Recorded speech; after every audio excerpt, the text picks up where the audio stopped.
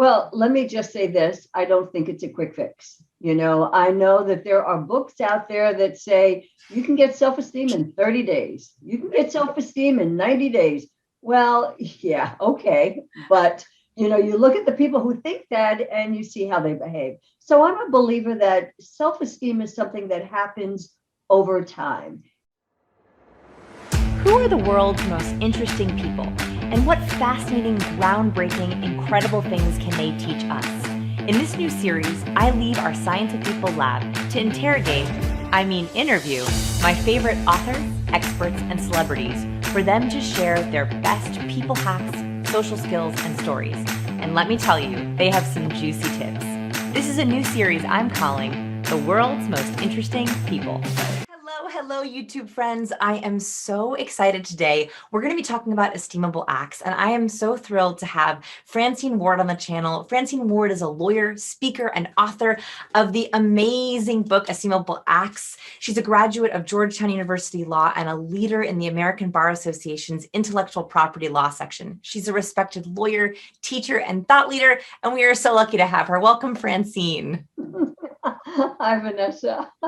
So you don't know this, but I've had this book for over a decade, and it's moved states with me. It moved. Oh my God, girl. Yes. It moved from California to Oregon to now Texas.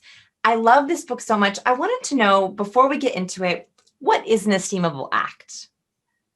Okay, that's a really great question. And it's an important question because people often say, okay, Francine, you talk about esteemable acts. So actually, what are they? And esteemable acts are simply things that we do that genuinely make us feel better about ourselves. Not superficially, not like standing in front of the mirror telling yourself how fabulous you are, but actually doing things that really make you feel okay about who you are. So essentially, in its simplest form, that's what they are. Okay, so what gave you the idea for this amazing and beautiful work that you've done on esteemable acts? Like, where was the kernel that sparked this idea? Well, I cannot take credit for coming up with this concept myself. It was my mentor years ago, and it's not a secret. I'm in recovery a very long time. And, it was my mentor who, she saw what a mess I was. And I remember her saying to me one day, self-esteem comes from doing esteemable acts. Because at the time, I was somebody who thought I had it all going on. I was young, I was cute. I thought I really had everything going on and I had nothing. And I remember she said, you know what, if you really want to feel better about yourself, you need to be doing things differently. Her name was Louise Robertson, and she's now passed on. But she was the first one who actually talked to me about behaving differently, because for her, behavior was everything. She said, talk's cheap. Lots of people talk, you ask somebody if they love themselves, they're really quick to say, yes, I do. Look at me. But she said, you know how you really can tell if someone cares about who they are? How they behave, how they show up. So it was Louise that taught me about esteemable acts. I think that this book was a little bit of a prophecy because it came before this age of likes and comments. And one thing that I've seen not only plague my own idea of self, but also a lot of my readers and our students, is we tend to think that self-esteem now is tied to our likes and our followers and how many people commented on a post. And what I quickly realized, and I don't know if you've seen this in some of your readers, is that you think that posting something on your Instagram or on your social media is going to make you feel great. And it does for a second. As you said, it's a superficial kind of a like, and you get a couple likes and comments. And then not only do you not feel great after the fact, you actually end up feeling worse.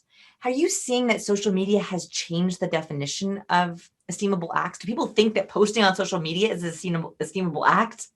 I think social media actually has changed everything. And I think people, you just brought up the idea of likes and how people think the more likes they have, the more people that love them. Well, but then the downside of that is then when people say bad things about you, then people get really torn up, which really in and of itself tells you that you cannot rely on social media to tell you who you are. And yet so often we do.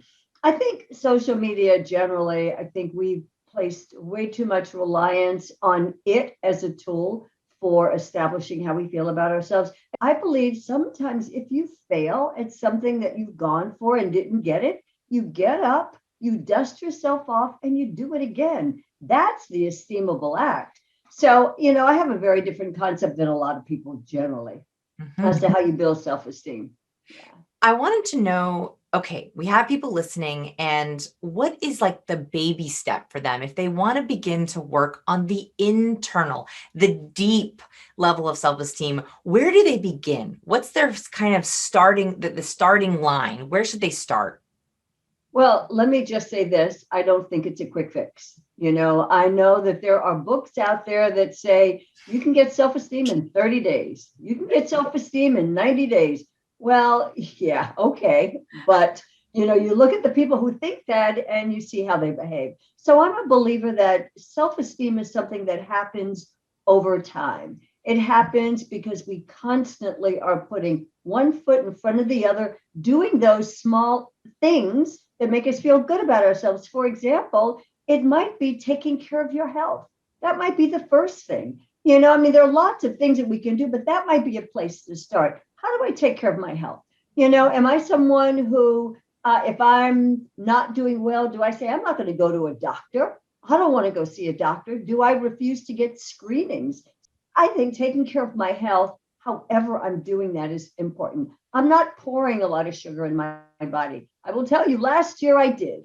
And I hadn't had sweets in 4 years. Last year, I had a lot of loss last year. My mom died of COVID. My husband passed away right before COVID. So I gave myself permission to eat sweets last year. But I will tell you, at the beginning of this year, I got back on the horse. And I said, there's no way I'm going to pour that stuff down my body. So little things when it comes to taking care of our bodies, taking care of my finance.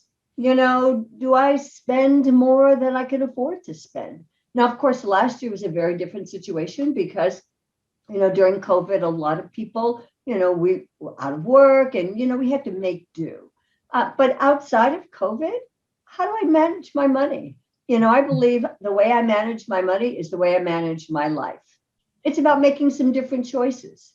Sometimes, like, for example, here in California, there are a lot of, even over last year, a lot of people just thought COVID was a hoax and they refused to wear masks. They didn't want to do this. They didn't want to do that. Okay, well, I got to choose who I wanted to be with. Or if I wanted to be with anybody, they could do what they want. But you know what? I'm a responsible adult today and I care about myself. So I got to make some different choices. So it's all kinds of things, all kinds of little things that we can start doing. So there's a couple of things I would love for everyone watching to make note of. One is you asked a very important question at the very beginning, which is, what things do you do that make you feel internally, that make you feel good about yourself? That is a very critical list to make.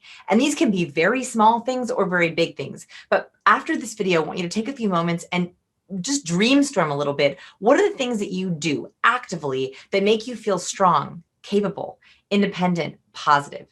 And also think about this for every area of your life. So Francine just mentioned self-care, right? Health, physical health.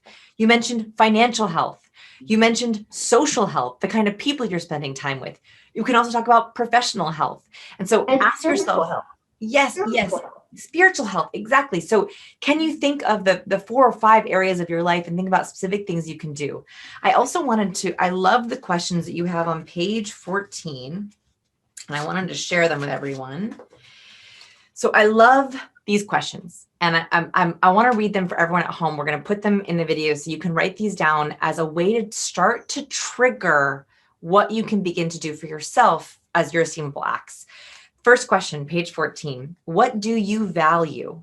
By the way, Francine, as we go through these questions, when you think about value, how did that question change you? Were there things that you realized, I value this and I want to hold on to it closely, that surprised you?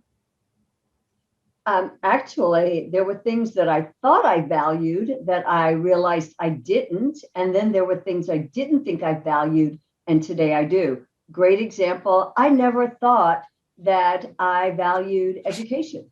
I mean, I'm a high school dropout. And so education was never important. Today, for me, education is critical. Even as a lawyer, I take more continuing legal education credits than I even need to. Some of the things I thought I valued that I don't today, other people's opinion of me constantly dictated how I behaved, what I did. I'm not going to tell you today that I don't care about what people think. I know there's sometimes you'll hear people say, what people think of me is none of my business. Well, I'm not going to go that far. I think, I wear makeup, so I obviously think something about what you think of me. Right. However, I don't give it the same measure, the same importance that I used to as I was growing up. So making different choices. So a little bonus question there is not only what do you value, but what's something that you used to value that you no longer do, right? That's a little bonus question there. Next one, and I love this idea. What is your personal mission statement? I think everyone should do this. I think you should do this with your children. I think you should do this with your partner. I think you should do this with your business partners. My husband and I had a whole discussion when I was preparing for this interview about our personal mission statements. And it was such a beautiful discussion because we were able to decide not support each other's, but also make sure that we were challenging each other and pushing each other to hit that mission statement. Francine, do you talk to the people in your life about their personal mission statements, or is that private? Well, it's not private. And I don't just bring it up to people who don't necessarily care about it. So I'm not someone who pushes my belief in that way on others. However, whenever I'm giving a talk, I always talk about it. And if someone comes to me and they want to know what drives me, what's my ultimate mission in life, I am very happy to tell them. And for me, my mission is, I want to be I want to live a purpose-filled, service-driven life. That's what I want. I want to take care of myself, but I also want to take care of others. Not to the extent where I'm a caretaker per se, but I want to be there for other people. I want to be of service to me and to you. So everyone listening, if you're willing to share your personal mission statement in the comments below, I would love to hear it. My personal mission statement, after much discussion with my family and my team, is to help people be the best version of themselves through our content, through our videos, through my books, helping my daughter, helping my husband. If I can help people be the best version of themselves, it's a good day, it's a good week, it's a good month. So that was extremely helpful for me. So I want to thank you for that exercise. And I hope if you're watching and you're willing to share it, I'd love to hear it. Okay. 3 more questions that you share is, what is your passion in life? What are your talents? And how would you spend your money? So I would love to just talk. My last big topic here is, I think that finding your passion and being willing to invest in your passion and your talent is an incredibly important aspect of self-esteem. It's a great esteemable act. What do people do who are watching and they don't know their passion? They don't know their talent. Where do they start? Well, I think a good place to start might be taking a piece of paper, a pen and a piece of paper, and just maybe first going into meditation. Now, let me just say, I know people get scared when they hear the word meditation. All it means is being quiet. That's all. Being still, being quiet. And maybe having some soft music to kind of help you think some things through. But that's the first thing. I'd get into a place where I'm just still and quiet. And then with that pen and paper, I would just start jotting down without editing, because you're the only one that's going to see it. Start jotting down words that first you think apply to you. And then words that you think you would want to apply to you. And then words you think might apply to you. So I would just start writing those words down. Again, don't edit, because sometimes when we start to edit, when we think, oh my God, so-and-so is going to see this, I can't say that. No. You're the only one that's going to see it. Just jot down. It's sort of like a stream of consciousness. Just start jotting down words. And I think after that process, after you've really been honest with yourself, and that's the key, being courageous. And I must say, courage to me is not about not being afraid. It's not an absence of fear. Courage is a willingness to be afraid, but do something anyway. So just be courageous and just start jotting those words. And then afterward, just take a look. And I wouldn't take a look right away. I'd let the word sit maybe for a day or two, but go back and see the connections. See if there are words that actually connect with one another. That's going to be the beginning of how you see your passion. That's it. The words that start to show up, like for me, service constantly shows up for me. Courage constantly shows up. A love of learning, friendships, health. The things that I value are the things that show up for me in terms of what I'm passionate about. I hope that people listening are beginning to feel like some puzzle pieces are coming together. This video right now, what you are watching right now, is hopefully the start of beginning to activate some esteemable acts, of being purposeful with how you spend your time. I think that's actually the biggest lesson from your book, is that it's actions, right? Esteemable acts is in there. Absolutely. 10 actions are in the subtitle. If you are watching this video and you are being passive, it's very hard to activate that self-esteem. And so this book is all about action. This video is all about action. It's answering these questions, your words, your ideal words, your might words. It's thinking about the acts that actually help you feel more like yourself and the best version of yourself. Francine, do you have any parting words of wisdom for anyone watching? Sometimes I have people say to me, okay, Francine, I hear what you're saying. You talk about this stuff. Okay, I get it. But what is it that actually has helped you get from A to B? What, if you had to tell me one thing, what would that be? And honestly, to me, it's always going to be my willingness to be uncomfortable. See, I believe ultimately that's what all of this is about. I don't make safe choices anymore. Making safe choices keeps me comfortable, but it keeps me stuck. So I think what I would just share with your viewers is be willing to be uncomfortable. Step outside of your comfort zone. Do something that you might really, really want to do, but you've been afraid to do it. For whatever the reason, afraid of failure, afraid of looking stupid, afraid of being found out, afraid of not knowing all the answers. Take a risk. Try something new, learn a new skill, take a course, decide you're going to go someplace you've always wanted to go, but you've been afraid to go. Do something that enables you to step outside of your comfort zone. I can assure you, if you are really willing to do that, really willing, you will find on the other side, you like yourself just a little bit more.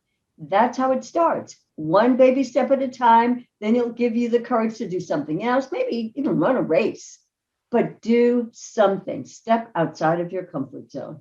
Oh, with those brilliant words of wisdom, I hope you have a lot of extra homework after this video. If you feel courageous enough to put your personal mission statement in the comments below, I would love to read them. I read all those comments. I want to thank you for watching, but mostly, Francine, I want to thank you for joining us today. Thank you. Thanks, Yay! Bye, everyone. Don't forget to check out all of these goodies.